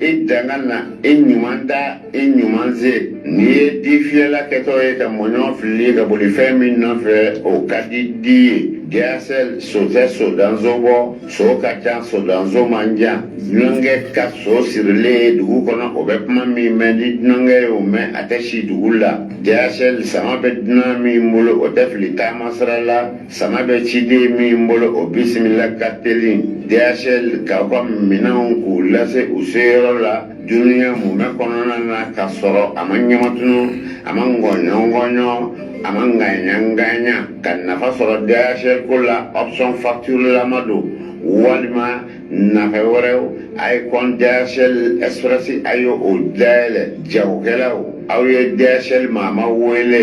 k'aw ka samaw cili la ani a nali la lii fɛ zango seliba ɲɛbila in na ka ɲɛsin jamana 220 hakɛ ma nbaden nderi service commercial wele dɛ 77 16 64 33 76 42 08 26 79 01 17 71 DHL ko maa jɔrɔ ko ye maa yɛrɛ nɔ ye o b'a sɔrɔ i ma se DHL de la ni sera ye zango jonibatigiw tɔnu 3 bɔ ɲɔgɔnko ma cili ni nali la import express la pièce de rechange furaw échantillon entreprise minɛnw jagokɛlaw ani maa wɛrɛw DHL tɛ maa bɔ maa la bazɛnfeerelaw taayɛriw galadonnaw fini feerelaw fo ka taa se farafinfuratigiw ma DHL bana kunjamaden ye.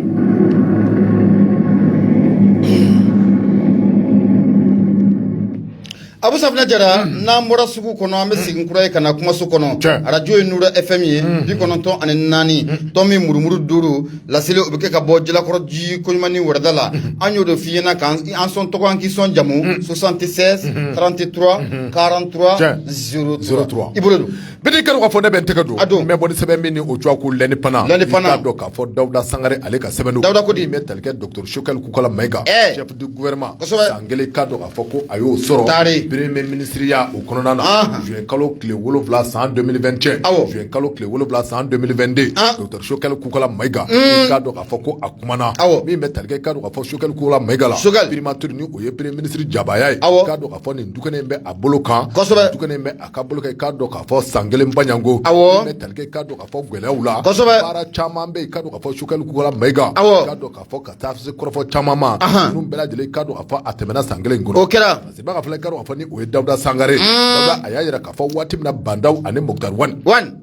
waati min na olu ka fanga a dafirila po min bɛ tali kɛ k'a dɔn k'a fɔ jamana a ɲɛmaaya ye maa min bolo walima a ɲɛmaa ni o ye colonel Asimi Goita danaya ye k'a dɔn k'a fɔ u y'a ta k'a da k'a dɔn k'a fɔ M5 kan M5 k'a dɔn k'a fɔ olu y'u bolo si maa min na k'a dɔn k'a fɔ k'o ta k'a fɔ baara min filɛ nin ye k'a dɔn k'a fɔ maa min bɛ se k'a kɛ k'a ɲa walima k'a kɛ ka jamana kɔnɔdenw k'an bɛɛ lajɛlen k'a wasa a ye k'a dɔn k'a fɔ ko o danaya a tigi tɛ maa wɛrɛ ye Shokɛl Kukala Mayiga o don wa k'a dɔn k'a fɔ ko bolo sina Shokɛl Kukala Mayiga la kabini juin kalo tile 7 san 2021 ka taa se juin kalo tile 7 san 2022 Shokɛl Kukala Mayiga k'a dɔn k'a fɔ a y'a yira k'a fɔ baara caman kɛra k'a dɔn k'a fɔ kabini olu ye fanga ta kɛrɛnkɛrɛnnenya k'a dɔn k'a fɔ waati min na ale ye fanga ta ni nin y'a san kelen k'a dɔn k'a fɔ gwɛlɛya caman bɛ a kɔnɔ k'a dɔn k'a fɔ o sɔrɔla waati dɔ la min ni o bɛ wele k'a fɔ ka u trébucher o ti dɔ ye k'a dɔn k'a fɔ sigasɛgɛw bɛ na k'a dɔn k'a fɔ kuma dɔ la k'a dɔn k'a fɔ a bɛ den bɛ bi u bolo k'a dɔn k'a fɔ kuma dɔ la k'a dɔn k'a fɔ u bɛ fɛɛrɛ ni dabali bɛɛ lajɛlen kɛ k'a dɔn k'a fɔ basi kana bɔ kow kɔnɔ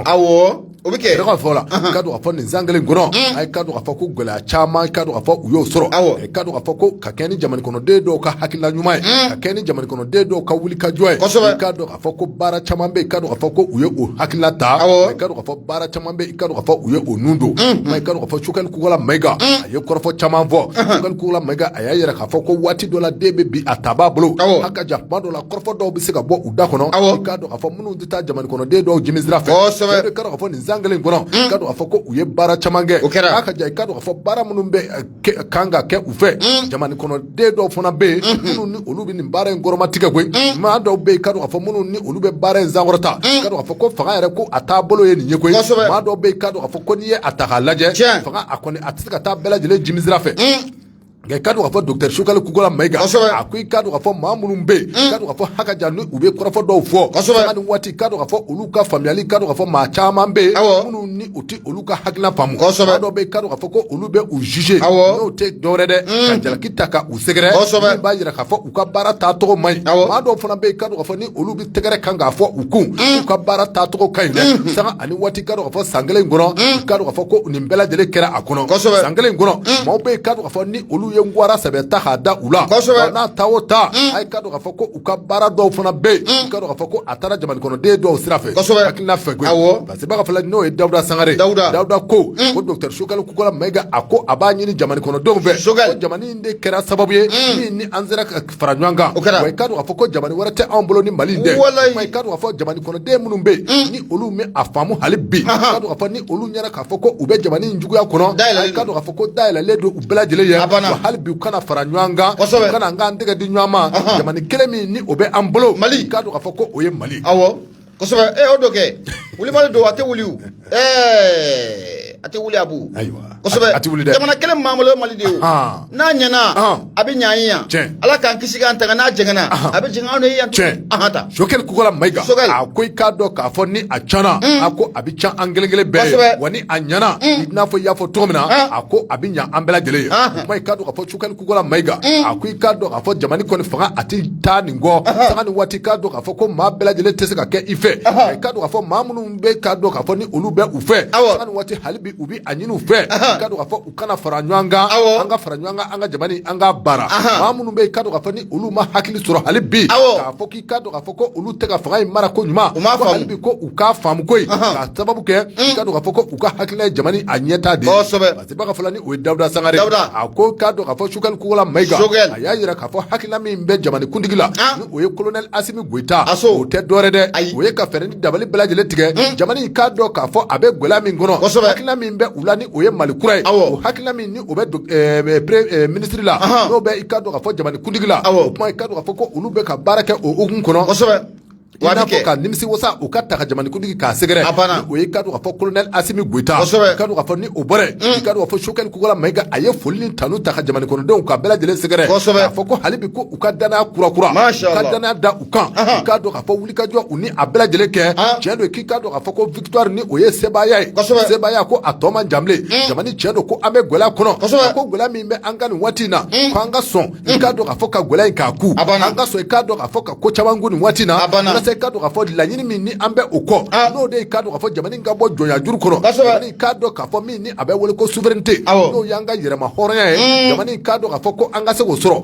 wa ko o sɔrɔli ko a tɔ man jan dɛ hali bi ko an ka sɔn k'an bolo di ɲɔgɔn ma hali bi an ka sɔn ka wuli ka jɔ k'a bolo da ɲɔgɔn fɛ a ka jɛ ka don da kelen fɛ ka bɔ da kelen fɛ walasa i k'a dɔn k'a fɔ Mali ni o ye Mali kura ye a bɛ se ka jɔ cogo min na masiri filɛ nin ye an ye min mɔ indépendant kɔnɔ Dawuda Sangare ale ka sɛbɛn Dawuda Sangare foliw bɛ taa ni ka a sɛgɛrɛ mun ye Sam Silima ka bɔ Faransi kɔnɔ la an bɛ foli ta ni ka a sɛgɛrɛ nka i filɛ ka ɲininkali mun kɛ nin i bɛ Mamadu Mayiga k'ale wele ko bandaw ka namasa foro ko k'a ka namasa ka di dɛ Sam Silima aw tɛ foro in yɔrɔ dɔn dɛ nka n'i ye ɲɛma wele ale bɛ foro in yɔrɔ awɔ ni mago bɛ tɔni kelen na ɲɛma b'a négocier ka d'i ma Abu Safinɛ Jara an bɛ taa n bɛ n bolo n b'a kari ka don fasiri mun ni bɛ bɔ n'a ye o de ye soit de Bamako Abu Safinɛ Jara a bɛɛ n'a ta dɔw b'a fɔ k'i da kasa bɔlen don dɔw b'a fɔ a muguri k'a kɛ n da ko piyan foyi o tɛ bɔ a la Yusufu Konate a kumara a y'a yira k'a fɔ ko mun ye bolodi ɲɔgɔn ma anw ni Alizeri jamana o cɛ ka ɲɛsin o baara ninnu ma i bɛ na ye k'a fɔ ko mun ye Alizeri jamana u ye délégation belebele wuli délégation minnu y'u kunda mun ye an ka général de brigade kan n'an k'a ma ko Buwa Jara walasa k'u bolo di an ka armée de l'air dɛmɛ bɛ se ka taa mun ye ka an ka armée de l'air ka a sɛgɛrɛ cogo min na Fatigiba ka fɔlɔ mun ye Yusufu Konate a ko mun ye chef d'état-major de l'armée de l'air n'a ko fɔra a bɛ général de brigade alu Buwa Jara a ba ale ko fɔ a ko a ye nin délégation belebele ninnu k'u bisimila tɛnɛn don n'o bɛnna juin kalo tile 6 ma mun ye Algérie ka kɔni délégation yɛrɛ bɛ na ye k'a fɔ ko a ɲɛmaaya kun bɛ maa mun fana bolo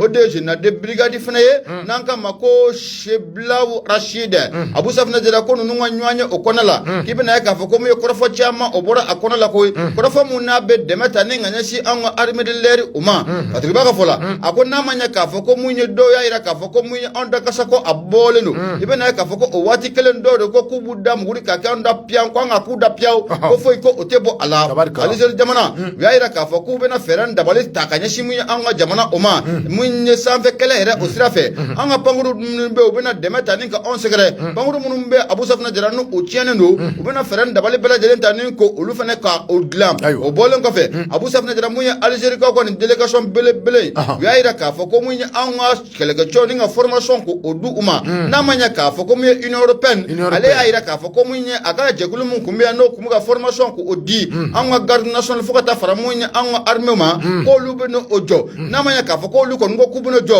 Algérie ko k'olu fana bɛna fɛɛrɛ dabali bɛɛ lajɛlen kɛ Mali ni Algérie cɛla la an bɛ se ka dɛmɛ ta ka ɲɔgɔn sɛgɛrɛ cogo min na mun ye sanfɛ kɛlɛ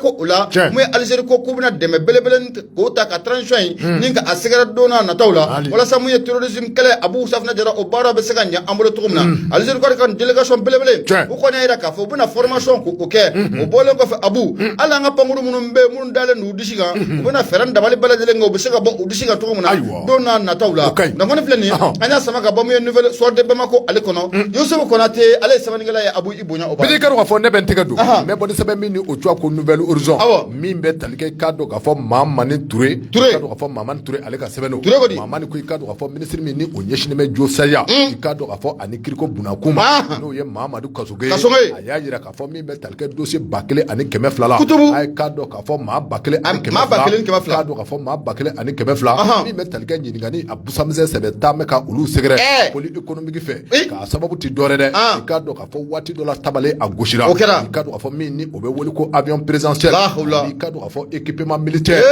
i k'a dɔn k'a fɔ sɔrɔsiw ka minɛnko min ni a sanniko kumaw kun fɔra waati dɔ la a b'i n'a fɔ maa 1000 ani maa 200 baɲango ɲininkali Abu Safinɛ kɔni bɛ ka gan olu la an bɛ waati min na komi sisan walasa i k'a dɔn k'a fɔ wari minnu ni o kun don mɛ nin kow da fɛ a wariw taa mɛ da jumɛn fɛ a ye k'a dɔn k'a fɔ o ɲininkali Abu Safinɛ a bɛ ka sɛbɛn maa 10 ani 8 baɲango min bɛ tali kɛ mandat de dépôt la a b'i n'a fɔ kogo 4 ani ɲɔgɔn cɛ olu na ye maa 18 olu bɛ dibi la kojugu mandat de dépôt o ye jumɛn i bɛ dibi la kɛ i bɛ kogo 4 ni ɲɔgɔn cɛ i bɛ kaso bon la aw fɔ ten de tiɲɛ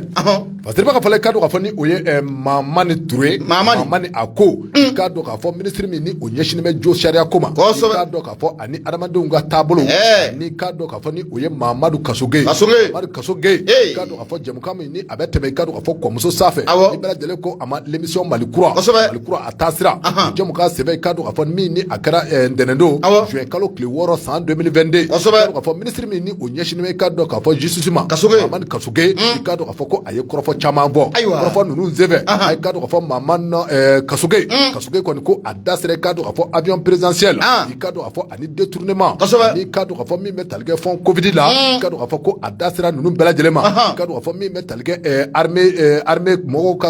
sɔrɔsilakaw olu ka minɛnw zanni i k'a dɔn k'a fɔ hakaja bâtiment public minnu bɛ yen ni o ye jamana a foroba baara kɛyɔrɔw ye olu minnu i k'a dɔn k'a fɔ soba minnu waati dɔ la u feereli ko kuma tun bɛ sinon a ye k'a dɔn k'a fɔ nin bɛɛ lajɛlen ye sɛbɛnw ye i k'a dɔn k'a fɔ ni a sɛbɛnw bɛ u bolo kuma i k'a dɔn k'a fɔ maa 1000 maa 200 ɲininkali Abu Safinɛ kɔni ko u kɛn bɛ ka ta ka olu sɛgɛrɛ kɛrɛnkɛrɛnnen na wa a ɲininkaliw bɛɛ lajɛlen bɛ ka kɛ poli économique baarakɛlaw fɛ walasa i k'a dɔn k'a fɔ a wariw ani a kow don bɛ don cogo min na i k'a dɔn k'a fɔ a ɲɛ ka dɔn ni a ɲɛ dɔnna maa min bɛ i k'a dɔn k'a fɔ ni i ni min ka kan o bɛ da i kan k'a fɔ ka kɛɲɛ ni Malikura a taasira ye a bɛ da i kan o n'a da i kan a banna a bɛ da i kan nin b'a f'i ɲɛna nin Malikura ko in a bɛ da i kan nin tɛna nɔgɔya dɛ a bɛ nɔgɔya ayiwa a bɛ da i kan n'i y'a dun i b'a fɔnɔ parce que i b'a ka fɔ la an b'i gosi f'i b'a fɔnɔ n y'a dɔn walahi ko min bɛ tali kɛ ministre la waati min na a bɛ don kɔrɔfɔw kɔnɔ i k'a dɔn k'a fɔ kunnafonidilaw ni o ye journalistes ye minnu kɔni ye ɲininkali Abu Safinɛ sɛbɛn guam ministre yɛrɛ la ministre kɔni k'a dɔn k'a fɔ a y'a yira k'a fɔ ko tiɲɛ don n'a bɛ don kɔrɔfɔ in kɔnɔ a bɛ foli tanu ta ka jamana kɔnɔden bɛɛ lajɛlen k'a sɛgɛrɛ ko tiɲɛ don i k'a dɔn k'a fɔ ni ko justice i k'a dɔn k'a fɔ sanga ani waati ko jo na di dɔ ma i k'a dɔn k'a fɔ jalaki o na ta ka dɔ sɛgɛrɛ i k'a dɔn k'a fɔ an bɛ waati min na komi sisan maa caman de bɛ yen minnu ni olu kɛn bɛ ka i k'a dɔn k'a fɔ ka fili walima i k'a dɔn k'a fɔ u ka danaya tɛ anw ka Mali justice kan k'a fɔ ko o comportement min filɛ o ye taabolo min filɛ o ye i ko i k'a dɔn k'a fɔ ko o ye kɔrɔlen taabolo kɔrɔ ye ko an ka o bila taabolo kɔrɔ minɛ kɔnɔ o kan ko an bɛ waati min na komi bi i k'a dɔn k'a fɔ kabini olu nana ka se fɔ sisan ma i k'a dɔn k'a fɔ ko ɲɛdimi tɛ kɔnɔdimi tɛ i k'a dɔn k'a fɔ ɲɛdimi don bɛɛ lajɛlen ɲɛ bɛ a la n'a y'a sɔrɔ ko yɛlɛma bɛ justice bolo kan ni yɛlɛma tɛ a bolo kan i k'a dɔn k'a fɔ ko o kan ka dɔn k'u dɔnna kari parce que i b'a ka fɔ la i k'a dɔn k'a fɔ ko ministre y'a yira k'a fɔ min bɛ tali kɛ hakaja kiiri dɔw tigɛra ka tɛmɛ kiiri minnu bɛ yen i k'a dɔn k'a fɔ ni a y'a sɔrɔ k'a fɔ sɛgɛsɛgɛ bɛ a la k'a fɔ u ma tigɛ ka ɲa bɛɛ lajɛlen bɛ a kalama k'a fɔ ko min bɛ tali kɛ appel la o ye ka segin kɛ o kow kan ko wa maa minnu bɛ yen ni olu kɛra sababu ka o kiiriw ko olu tigɛ ko juguya la bɛɛ lajɛlen bɛ a kalama k'a fɔ ko olu yɛrɛ ɲagina koyi kuma maa minnu bɛ yen k'a dɔn k'a fɔ ni u dabɔ mɛ kiiritigɛ kama k'a dɔn k'a fɔ ni u bɛ sira jamana ka wari la kiiritigɛ kama kiiri ni u ma tigɛ ko ɲuman i k'a dɔn k'a fɔ ko kiiri bɛ kɛ olu yɛrɛ kan i bɛ wele a ye wulibali y'o ye o o dɔ kɛ awɔ an ka taa parce que b'a fɔ k'a fɔ ni o ye Mamani Ture a y'a jira k'a fɔ ko nin jamukan in senfɛ ministre a ye kɔrɔfɔ caman bɔ kuma ye k'a dɔn k'a fɔ ka kɛ ni Malikura a taa sira ye a ye k'a dɔn k'a fɔ min bɛ tali kɛ avion présidentiel la maa minnu bɛ yen k'a dɔn k'a fɔ ni olu ye k'a dɔn k'a fɔ ni olu kɛra opérateur économique ye ka taa se k'a dɔn k'a fɔ administrateur haut cadre dɔw ma i k'a dɔn k'a fɔ disiba caman de bɛ yen ko bɛɛ lajɛlen bɛ a kalama k'a fɔ ko o baaraw bɛ sen nɔ i k'a dɔn k'a fɔ ko hali bi k'a dɔn k'a fɔ ko o baaraw bɛ sen nɔ kuma ye k'a dɔn k'a fɔ min bɛ tali kɛ maa 1000 ani maa 200 waati min komi bi ko u bɛ ka ɲininka ni busamisɛn sɛbɛ guan olu la walasa a ka se ka sidɔn i k'a dɔn k'a fɔ avion présidentiel équipement militaire i k'a dɔn k'a fɔ bâtiment public ani a ɲɔgɔnna caman ko o ɲininkaliw bɛ sen nɔ a ka jan ka taa se fond covid ma waati dɔ la i k'a dɔn k'a fɔ Ibrahim Boubacar Keita i k'a dɔn k'a fɔ waati min na covid kɔni ale donna diɲɛ kɔnɔ wa i k'a dɔn k'a fɔ anw yɛrɛ malidenw an ye an ta sɔrɔ a ko la jamanikuntigi Ibrahim Boubacar Keita a ye foroba wari dɔ ta i k'a dɔn k'a fɔ walasa a ka se ka tila foroba jamanadenw ni ɲɔgɔn cɛ walasa i ka dɔn k'a fɔ a ka don balo i ka dɔn k'a fɔ ani fɛn caman na c'est pas fɔla a b'i n'a fɔ o foroba nafolo mun ni o taara ka don covid da fɛ a b'i n'a fɔ jamana kɔnɔden caman de bɛ yen caman ma i ɲɛ ta sɔrɔ a ko la wa maa minnu bɛ yen ni olu kɛra sababu ye i ka dɔn k'a fɔ ko o wari k'o ŋanamu k'a dun i ka dɔn k'a fɔ u sen n'u bolo kɛ bɛ u kɔ bi i ka dɔn k'a fɔ maa caman de bɛ yen minnu ni olu bɛ u bolo wa u bɛ ka ɲininkali k'a bolo da min bɛ tali kɛ corruption na n'i ka dɔn k'a fɔ bɛɛ lajɛlen bɛ a kalama k'a fɔ min bɛ tali kɛ corruption na n'o ye yurugu ye a ka dɔn k'a fɔ ko o bilan kɔni ko c'est positif u ti dɔwɛrɛ dɛ baaraw ko o bɛ sino k'a sababu kɛ i ka dɔn k'a fɔ maa 1000 ani maa 200 ninnu bɛɛ lajɛlen i ka dɔn k'a fɔ ninnu bɛɛ lajɛlen nɔminɛnen bɛ k'a sababu kɛ i ka dɔn k'a fɔ foroba wari a burujali ko jamana wari a burujali ko wa i ka dɔn k'a fɔ k'a dun k'a dunnakari o kuma k'u ka dɔn k'a fɔ ko u bɛ ka ɲininkali k'a boloda maa 18 Baɲango an bɛ waati min na komi bi mandat de dépôt o dara o kan maa 4 bɛ yen minnu bɛ i ka dɔn k'a fɔ ni olu kɔni ka kow sɛbɛn jalatigɛra olu ye ko mandat d'arrêt olu bolila o olu bolila dɛ n ko le ji ka butɔn na cɛ t'o la dɛ Usain Bolt Bush ale ye ji kɛ butɔn na n'o bɔra yen cɛman hiver 2 ale ye ji kɛ butɔn na yɔrɔ Karim kɔni tɛ o 3 a ka ca koyi a ka ca opérateur économique minnu fana bɛ yen olu minnu fana ji kɛ butɔn na a ka ca a ma nɔgɔn dɛ a ma nɔgɔn kaso bɛ fa o walahi a bɛ fa Mamani Ture Nouvelle Horizon tu ala ale kɔni y'a jira k'a fɔ ko maa 4 Baɲango bɛ yen a ye k'a dɔn k'a fɔ ko mandat d'arrêt international bi mɛ olu kan k'a sababu kɛ i k'a dɔn k'a fɔ nin avion présidentiel ko in ka taa se fond covid ko ma a ka jan bâtiment public minnu ni olu feerela i k'a dɔn k'a fɔ a wari ma bila jamana a foroba kɛsu kɔnɔ i k'a dɔn k'a fɔ maa minnu bɛ yen i k'a dɔn k'a fɔ a ka jan ka se opérateur économique dɔw ma a ko Mamani Kasuke a ko i k'a dɔn k'a fɔ ko kɛbɛ nin bɛɛ lajɛlen kɔ wa i k'a dɔn k'a fɔ ko yanni transition bɛ taa kunjɛ bɛɛ lajɛlen bɛ fɛsɛfɛsɛ maa min bɛ yen i k'a dɔn k'a fɔ ni si kaso ka kan maa min bɛ yen i k'a dɔn k'a fɔ ni kan k'i ta wari sara a ko nin bɛɛ lajɛlen baaraw bɛ kɛ yanni k'a dɔn k'a fɔ kalo 24 o bɛ taa kunjɛ kosɛbɛ fasiri filɛ nin ye an ye min bɔ Nouvelle Horizon kɔnɔ Mamani Ture ale ka sɛbɛn a ye dɔw commencé ka wari sarali daminɛ o dɔw siranna o dɔw siranna ko dɔw sarali daminɛ ko ye nin bɛna k'aw ka Malikura in taa cogo ye u kana lebu dɔw ko u kana ko kɛ cogo dɔ la u kana lebu dɛ kiiritigɛlakaw ye wari min minɛ a dɔw la n'o jiginna an ka trésor kɔnɔ bi a ka ca ne a b'o a se ka ɲɛfɔ de o ka ɲi ko sabu kɛ i bɛ nɛgɛ de i b'a sara i b'a sara de diyagoya don n'i ye foroba ta kɔni dun Abu Safinɛ Jara bɛ foroba ko kɛ dɛ an bɛ taa waati kɔni a sɛbɛkɔrɔ sera an bɛ nin montant k'a da yan Abu bɛ bɔ ne kunnafoni ye kunnafoni di sɛbɛn minnu ko a ma a yɛrɛ to a cɛ enquêteur a ye investigateur don investigateur Abu Safinɛ Jara ko an ka taa mun ye CMTR an ka taa o yɔrɔ CMTR na ale kofɔra a bɛ mun ye transporteur ka jɛkuluba dɔ a b'o kofɔ o ɲɛmaya de bɛ Yusufu Tarawele o b'ale bolo an bɛ don min na komi bi ko min ye syndicat jɛkulu mun n'a bɛ transporteur tɔgɔ la Abu ye plainte don dɛ pôle économique et financier la nin cɛ kofɔlen kama n'o bɛ Yusufu Tarawele n'o b'ale kofɔ Patrick Ba ka fɔ la a ko mun ye video dɔ de carila mun ɲɛ bɔlɔlɔw sanfɛla la video mun kɔnɔ la mun ye CMTR ɲɛmaaba n'o de Yusufu Tarawele turamagan a b'a yira k'a fɔ ko mun ye nafolo mun n'o tun bɛ jigin olu ka wakane kɔnɔna la kabi péage in kɔni o nana ko o nafolo ko o kɛra nka ko nafolo min yira n'o bɛ compte la Abu Safinɛ Jara k'ale t'o hakɛ dɔn k'ale t'a dɔn tɛ kabako kuma ye ni kabako ye péage nana nafolo tigɛra o bɛ cɛ ma nka sɔnni péage kana a kun bɛ jigin aw de kun e ko k'e t'o ta yɔrɔ la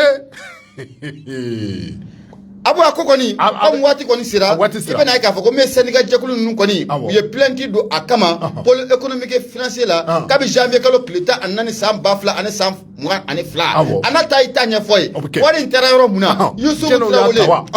jinɛ kɔni m'a ta o jinɛ m'a ta ayiwa Yusufu n'a ɲɛfɔ Yusufu Tarawele balimakɛ don a na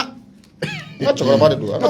cɛkɔrɔba don ni mɔgɔ fɛn ninnu a bɛɛ ye ka maa a bɔ an ka nin kuru k'a da yan waati kɔni a sɛbɛkɔrɔ sera mun ye nin waati na CDP an b'ale fana fo Jɛngɛnɛbugu Tɛrɛmadala ye ka mun ye Solo ye Solo an bɛ foli ta ni ka a fana k'a sigɛrɛ Basolo ale fana bɛ Jɛngɛnɛbugu Tɛrɛmadala nin waati na fura mun bɛ yen n'an k'a ma ko Damisa o feerebaa don an bɛ foli ta ni ka Basolo ni ka a sigɛrɛ waati kɔni a sɛbɛkɔrɔ sera bɔ a sera dɛ an ka minɛnw fara ɲɔgɔn kuma so kalifalen ma Mamadu Adama Mayiga fɛ mun ye Inna Aramati Flecha maaw ka lasigiden an bɛ foli ta ni ka a sɛgɛrɛ o bɔlen kɔfɛ Fuseni Kulubali bɛ fo Yusufu Sisogo foli bɛ ta ni ka aw bɛɛ lajɛlen aw sɛgɛrɛ nɛgɛ kɛrɛfɛ o tun bɛ Gawusu Keyita Jata Mane Masa nɛgɛ kɛrɛfɛ o tun bɛ ale bolo Burama Tarawele Mam Kamara Mɔden ale tun bɛ Facebook o sanfɛ kuma bara Abu Safinɛ Jara Boubacar Tarawele Bete wasalaam.